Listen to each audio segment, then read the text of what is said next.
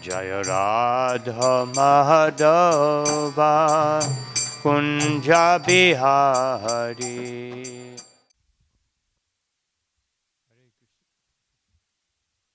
Hare Krishna. So first of all, it's a pleasure to be here and have this opportunity to address all of you, wonderful devotees and guests, and looks like most everybody is a devotee. Well, we're all devotees, which is some people haven't realized it. Srila Prabhupada in 1969, he was addressing the Ratha Yatra in San Francisco. And so one reporter said, "How many followers do you have here?" And Prabhupada looked, he said, "Everyone." He said, "Just some have not realized it." So everyone is a devotee of Krishna, but some people haven't understood that. So therefore Krishna gives us Bhagavad Gita, and his devotees give us Srimad Bhagavatam. And he's there, he's speaking also. So I wanted to read something a little different, because many people ask me, how do we know what Krishna wants? Of course I say, here in Bhagavad Gita there's about 550 or more indications of what Krishna wants. But Krishna comes in the form of Sri Chaitanya Mahaprabhu in this age, because Srila Prabhupada explained that Krishna, at the end of Bhagavad Gita, he said, "Sarvadharmam parityajya mamekam sharanam vraja," that you should surrender to me. And so it's a little difficult to surrender to Krishna just right away. And therefore Chaitanya Mahaprabhu has come to give us the process of chanting the holy name, Hare Krishna, Krishna Krishna, Hare Hare, Hare Rama, Rama Rama, Hare Hare. And the only thing we need is to refine that process. Just like we live in a petroleum-based society, but you can't use it as it comes out of the ground. You have to refine it and break it down into usable components. So the same thing with the holy name. Nam Namaghari Niva Sarva Shaktis. That there are so many potencies in the holy name, but we have to learn how to connect with those potencies, and that is the science of Krishna consciousness. So I wanted to read something from Chaitanya Charitamrita, which explains what is it that Lord Chaitanya wants. What does Krishna want? What does he want in this form of Sri Chaitanya Mahaprabhu, who has given us a very, very merciful approach to Krishna consciousness. And so this is one verse from the 9th chapter of Adi Lila, and text number 44. Mali Manushya Amara Nahi Rajadhan Pala Pula Diya Kari Punya Uparjan. It's a translation and purport by Srila Prabhupada. I am merely a gardener. I have neither a kingdom nor a very great riches. I simply have some fruits and flowers that I wish to utilize to achieve piety in my life. Om Jnana Tvarandasya Gananjana Shalakaya Chakshurum Militam Yena Tasmai Sri Gurave Namaha. So Sri Chaitanya Mahaprabhu begins in a mood of humility. Because the Lord, He asks us, that please cultivate this humility.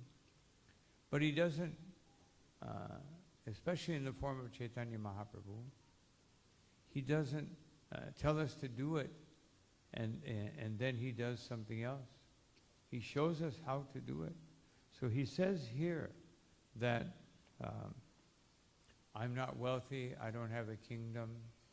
Of course, Krishna also said the same thing to Rukmini.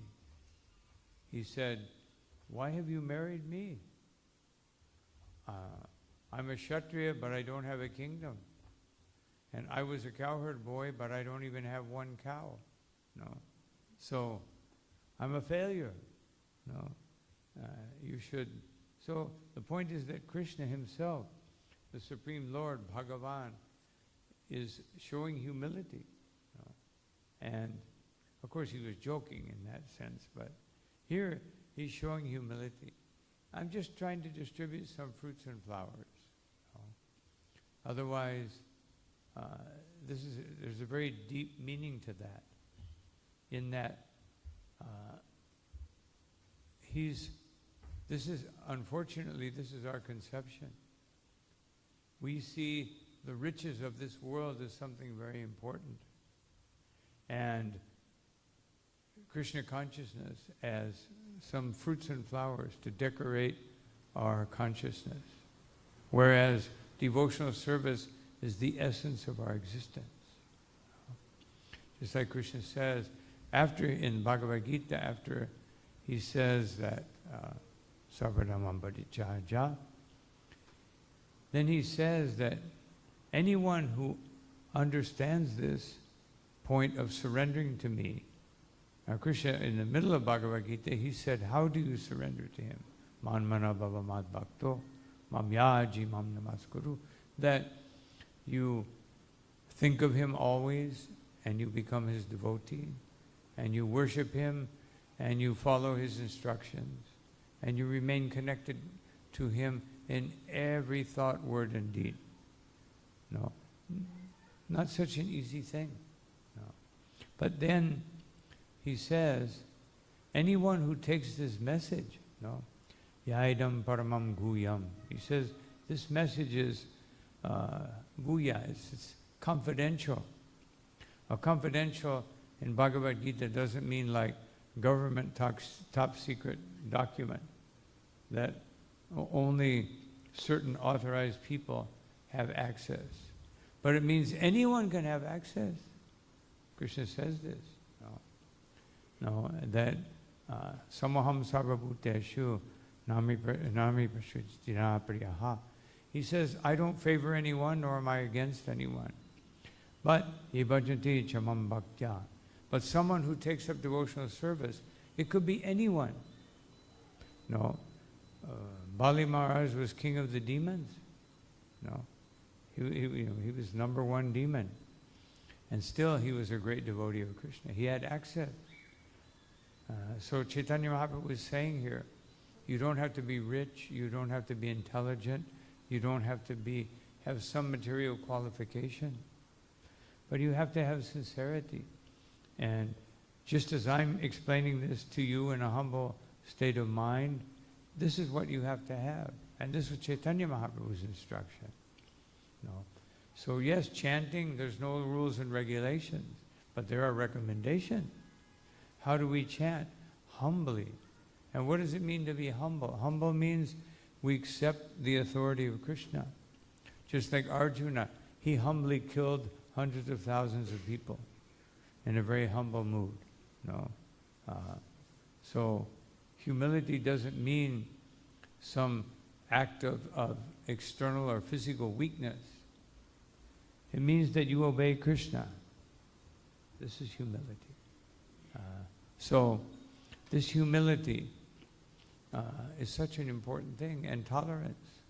Tolerance means because I do accept the authority of Krishna, then I understand that whatever is happening to me, because his authority extends not only to devotional life, but his authority, he says, Maya dakshena prakriti suyate sa chachara charam. I am the superintendent of Maya. She follows me. But she's like a shadow. No, Lord Brahma, he explains that. She's like a shadow. Just like our shadow, it has the same dimensions as far as height and width. I mean, as far as width and breadth, but it doesn't have height. It doesn't have depth. So everything in this material world, although we give it some depth, we think, oh, this is very wonderful. The 7 wonders of the world, the Sphinx, I can't remember them all, but maybe the Eiffel Tower, all these things. We give it such importance. No.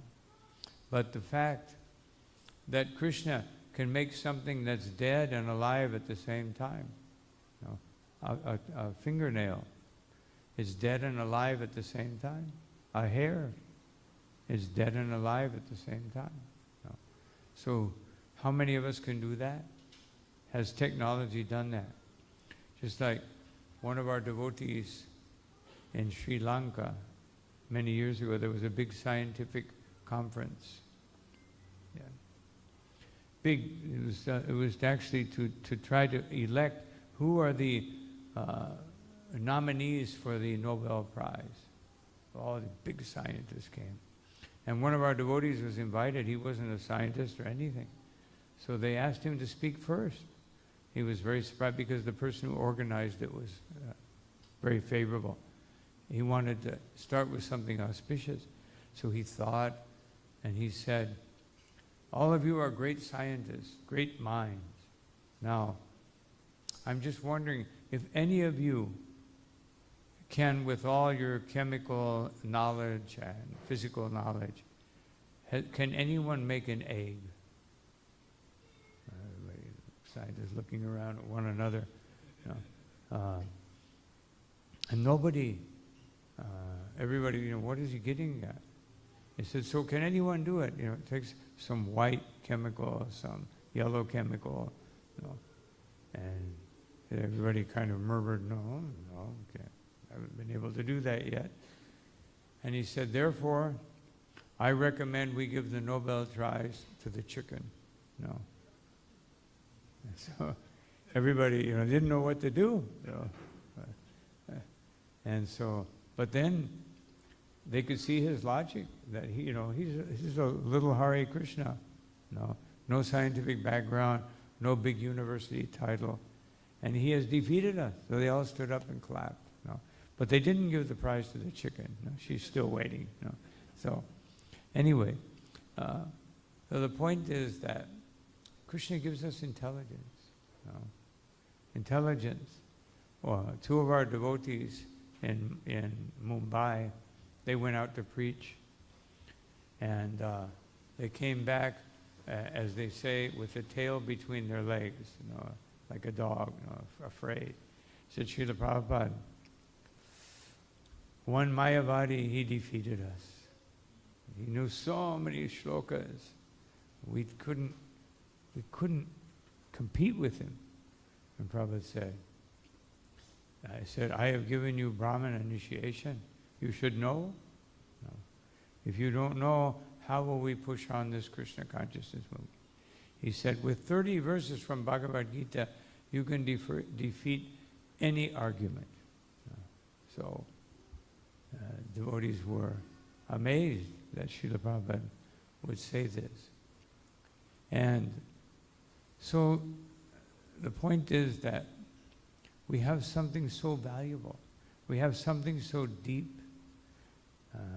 Srimad Bhagavatam, Bhagavad Gita, even any one of Srila Prabhupada's small books are unbelievably deep and explain everything so perfectly. And just like one of our dear devotees, Guru Govinda Maharaj, he gave a set of Srila Prabhupada's books to his Sanskrit teacher. And the teacher told him later, he said, this is the most perfect translation of Bhagavatam and the perfect explanation of Bhagavatam I have ever seen. He said, it is pure bhakti. It is pure devotion. It is the purity. So when we chant the holy name of Krishna, we should be looking for this purity, because that's what will allow the potency of the holy name to manifest in our minds, in our hearts, in our lives. Sometimes we fall victim to the tendency of modern society to try to break everything down to an irreducible element. But Krishna has already done that. The Upanishads have already done that for Krishna. They say that this knowledge, Krishna himself, Anuraniyan Mahato Mahiyan, that he's the smallest, the most irreducible, and he's the greatest, the insurpassable. This is Krishna. So we have such a wonderful opportunity to enter into the greatest understanding. But sometimes we're too busy. Bhagavatam addresses this issue.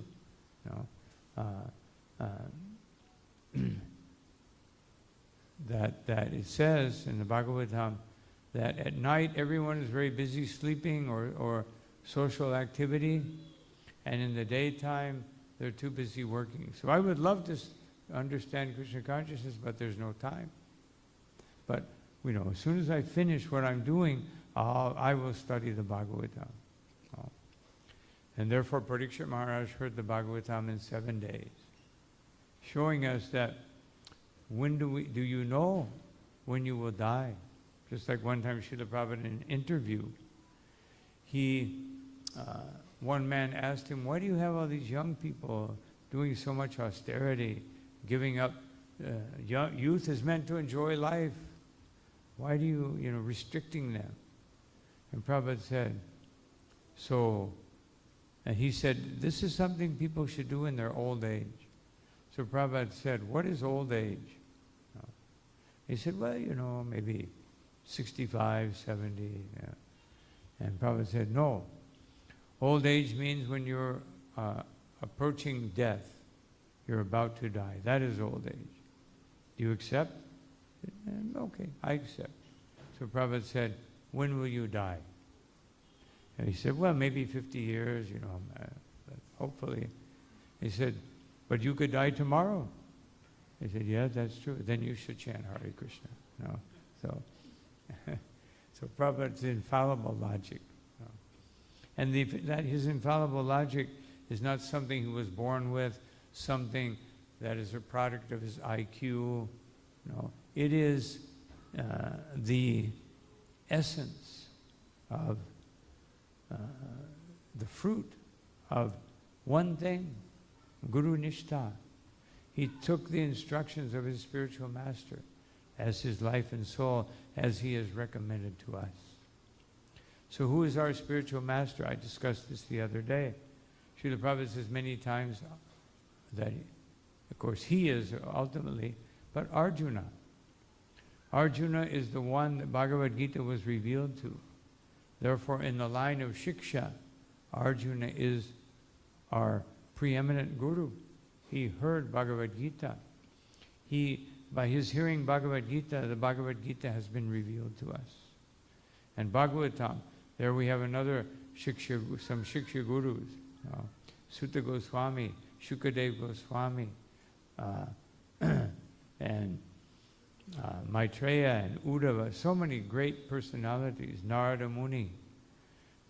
There are Shiksha gurus who have revealed this.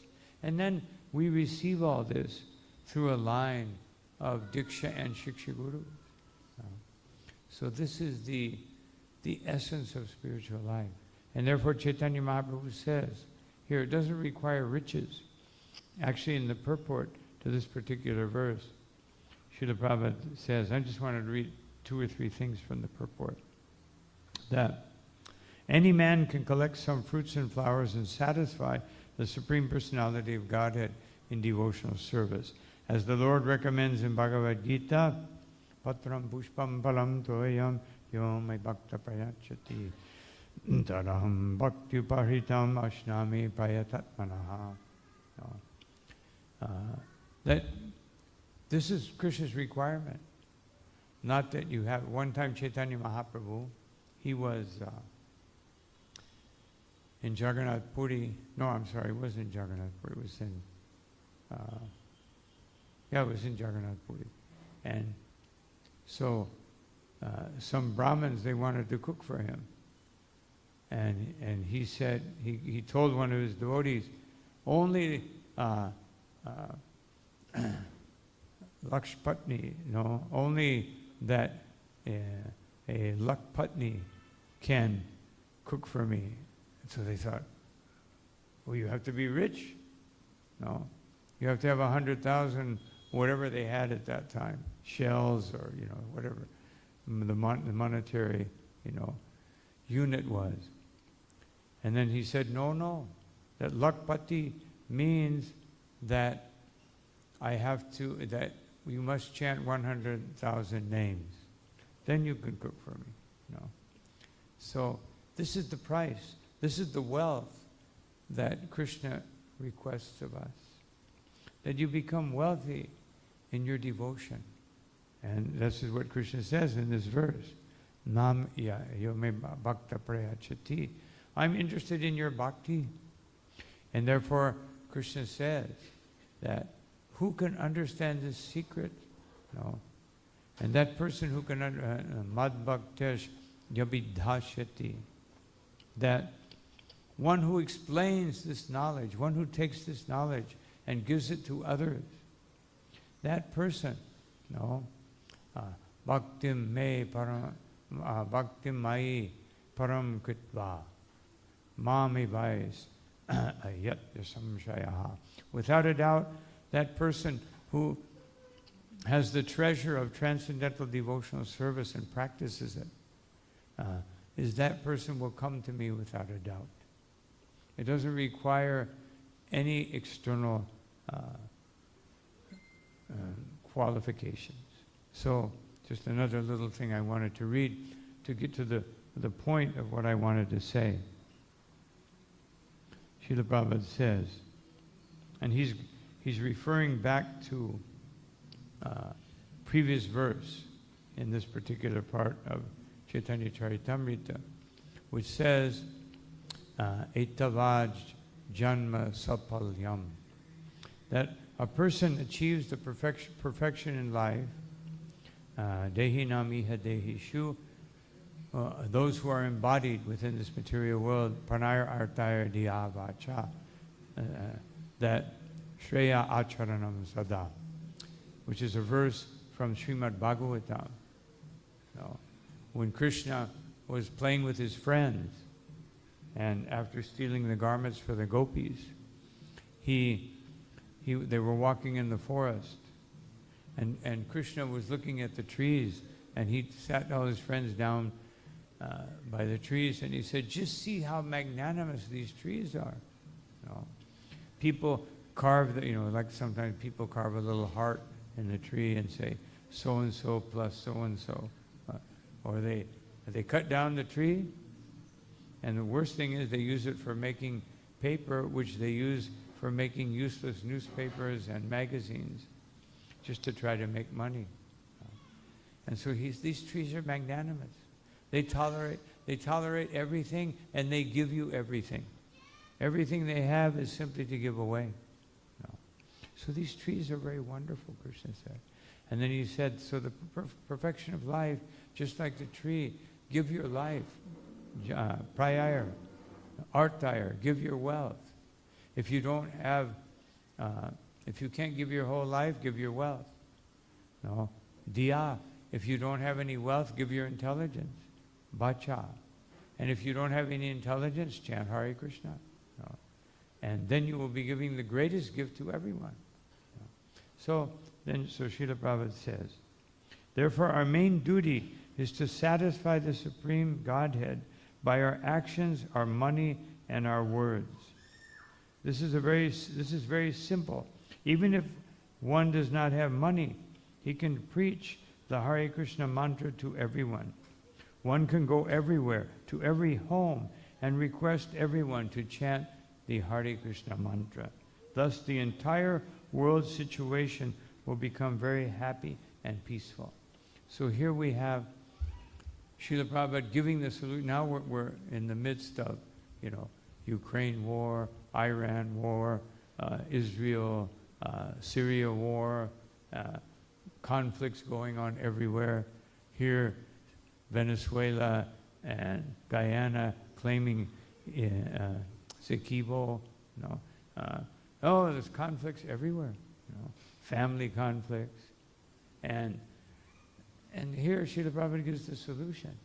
Everyone should just go out and go from door to door. One group, Jehovah's Witness, to be a member, you have to go out twice a week for 2 hours. Go door to door and give the magazine. And they distribute more books than we do. We have to catch up with them. And that depends on all of you. Because here, Srila Prabhupada is saying, this is the solution. All of us can go out and give this holy name in Harinam Sankirtan, and individually. This was Lord Chaitanya Mahaprabhu's instruction to Kurma Brahman, that he said that Jadidakatarikaha Krishna Upadesha Maragyaya Guru Hanyataradesh. I want all of you to become Guru. No. Not that one person's Guru and everybody else. When I used to come to Trinidad, they knew I was coming, they would write a letter. I'm chanting my rounds and I'm following the principles. Otherwise they were saying, don't give me any instruction, I'm okay. Don't tell me to do anything else. I'm perfect. Just what Prabhupada wanted. And sometimes we think like that. Oh, devotional service is so demanding. But it's not so demanding. It just means what you're doing, do it for Krishna. Whatever you're doing. Of course, if you're making bombs, well, you can make bombs for Krishna also. But we have bombs. These are bombs. They go put it in somebody's house, they light the fuse, and at some point when they get an anxiety, what is this book? Actually, I'll tell a little story and I'll conclude with this. I think, what time is it? Yeah, so my brother-in-law, he was an agnostic. And I used to visit him, I would stay with him. The temple didn't have any room in Houston. So when I would pass through there, going to different places, I would stay with him. And he would always say, you always criticize my religion, in a kind of joking way. And he liked me. He used to get me out of jail when I was doing Sankirtan, got put into jail. I would just call him and say, where are you? And then he would call the sheriff and say, I'm his lawyer. He was a big lawyer, so they let me go. So anyway, but he was always, and then one day, I visited him and he was very nice. He said, I think your movement is good, And then I thought, why is he so changed? So Krishna directed me to, I looked on a shelf and he had Bhagavad Gita. I said, you've been reading that. Where did you get it? I got it in the airport. I said, where did you've been reading it? No, never touched it. So I could see, just by having that Bhagavad Gita in his house, he changed. And then about 2 weeks later, there was one devotee in Miami. He would go out on Harinams alone because, there weren't many devotees. Every day he would go out and chant on some street corner. Just chant by himself, and had a bag of books. So my brother-in-law, he told me, oh yeah, one of your people, they're chanting right below my office. And then one day, next time I saw him, he said, that fellow that's chanting? He said, I looked out the window and I saw these 3 or 4 big, strong people were hassling him. So I told all my lawyer friends, let's help him out. And they went downstairs in their suits, big lawyers. And they start fighting with these people to defend the devotee. And they the hoodlums ran away. And so he called me and he said, so, you were right. That Bhagavad Gita is very good, And so, this is just to show how much having a Bhagavad Gita in your house, not even reading it, is so beneficial. What to speak if you read it, and what to speak if you follow it, and what to speak if you give it to others. It becomes such a powerful tool to open our minds and our hearts and teach us how to give everything to Krishna, which is what he's asking for. And really, he's not asking anything because it already belongs to him. Otherwise, he's just saying, therefore Krishna is the first recycler. Recycling is a big thing nowadays. So Krishna is the first recycler. He's saying, I gave you this, you can recycle it. Give it back to me, and what will I give you? I will give you pure devotion. That's all you have to do. Just understand everything I have, my money, my life, my energy, it's all coming from Krishna. So, therefore, let me give it to him, and then everything will be wonderful. So this is not some instruction that Krishna gave or that Chaitanya Mahaprabhu gives to some devotees who, live in a temple and they don't have anything else to do. No.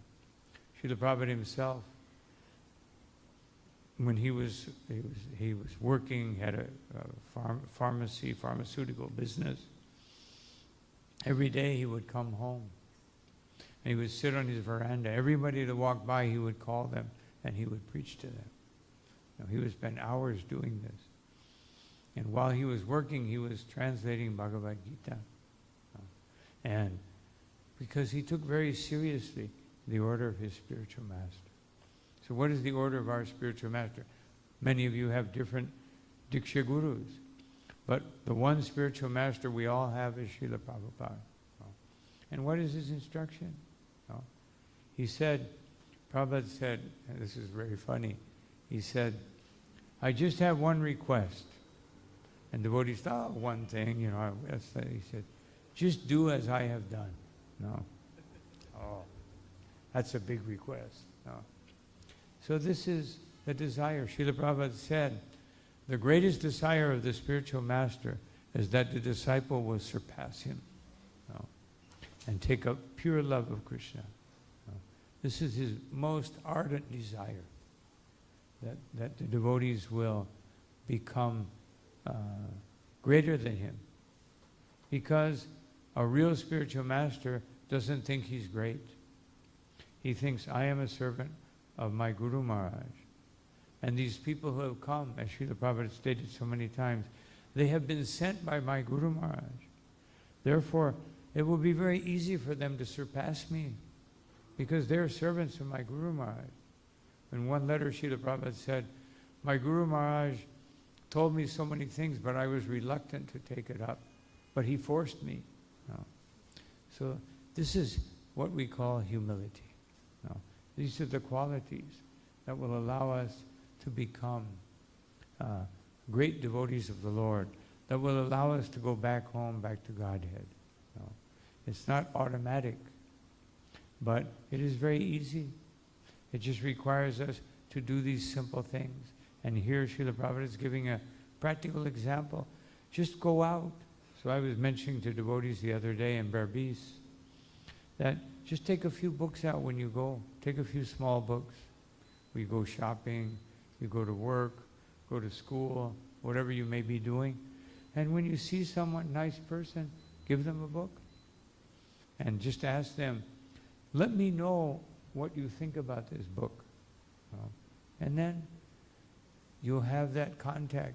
And I can guarantee you, once you can give them some advice in Krishna consciousness, it will be the most wonderful feeling you've ever had in your life. If you can take someone, extract them out of this Krishna defines prakriti stani karshati, the struggle for existence, and give them a practical solution. And then you can give them Bhagavad Gita, Srimad Bhagavatam, Chaitanya Charitamrita, all of Srila Prabhupada's books. And then you will become a guru. So it's not that you have to go to the Guru Services Committee and put in your application. No. You just do these simple things, and Krishna will make you a guru. Because this is our main responsibility. So these are some thoughts I wanted to share in regard to taking up Krishna consciousness in a very serious way. Just like Shukapriya Prabhu was speaking about the importance of sadhana and seriousness and developing Krishna consciousness in a systematic way. So this is the complement to that. Meaning, once you do that, then what is being requested here by Srila Prabhupada will become very easy. But if we don't take seriously what Srila Prabhupada said, which is the actual basis, very seriously chanting 16 rounds, following these 4 regulative principles. I'll conclude with one more thing. That Srila Prabhupada, when he was very beginning of the movement, he's explained the 4 regulative principles. And one devotee raised his hand, said, Prabhupada, that seems, or he didn't say Prabhupada, Swamiji, that seems very difficult. Matter of fact, it seems impossible. And Prabhupada said, yes, it is impossible. Now, devotee, oh, good. Maybe 2 out of 4, 3 out of 4, 1 out of 4, possible. Swamiji said it's impossible. Then he said, but by the mercy of Sri Chaitanya Mahaprabhu, the impossible has become possible. Everybody go, yeah, you can clap, but they were going, oh no. We got to do this, So all of you are already doing it. So, but Krishna consciousness is not stagnant. It is progressive. And every day we have to add a little more, put a little more in our devotional bank account, bhakti bank, and make a deposit. Every day, some little more sacrifice for Krishna. And then, all of a sudden, we'll leave this body and find ourselves in Goloka Vrindavan, hopefully. But even if that doesn't happen, Krishna guarantees you will get a wonderful opportunity. But that's if you're trying. If you're not trying, then you may not get such a great opportunity. You can also go through 20, 30 years of your life, or 50 years of your life, depending if you accidentally commit some aparad, some offense, or you engage in sinful activity. You may be 60 years old and somebody comes up and gives you a gulab jamun. And then, oh, Krishna consciousness, but I've only got 10, 20 years left. So Srila Prabhupada said, better you leave in this lifetime. Because one time Srila Prabhupada was explaining the 12th canto, and then he explained that people will only be 1 meter high, and they will eat flesh and drink blood. There's no water, so you have to drink blood. Does that sound very appetizing? So, Prabhupada said, better to get out now. Don't wait till the end. So anyway, these are some thoughts I wanted to share with you. Thank you all very much for your kind attention. Srila Prabhupada ki jai, Ananta Koti Vaishnava Vrinda ki jai, Jai Gaura Premanandi.